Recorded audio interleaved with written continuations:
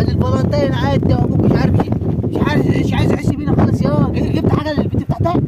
يا اخو بدرويش من باتك خلت بدرويش عمك درويش. يا عم درويش، جبت حاجه للبنت بتاعتك؟ وانا قاعد في الشغل، انا جاي اشتغل هنا عشان يديني هيك بس يعطف علينا بالدين. هو على التلاقي ثلاثه، ما هي تبقى ليله ولا يدينا حاجه. ده مش فوق. انا بشتغل يا اخويا وانت ساكت لا يسمع. اهو لما اجيب اخرتها. اشتغل بضمير. اهو حاضر لما اجيب اخرتها. اطلع يا اخي كده وانت عرفنا معاك.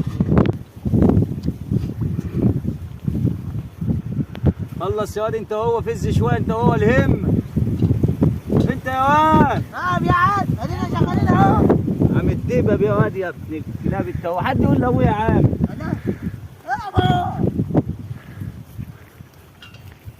انتوا قاعدين بتتساهروا ولا قاعدين شغالين بتنقوا حشيش؟ ده بالنقي يا بابا. يابا احنا شغالين اهو، انت جايب لي عيل ما اعرفش تلاقي البنت دي جاي عطان.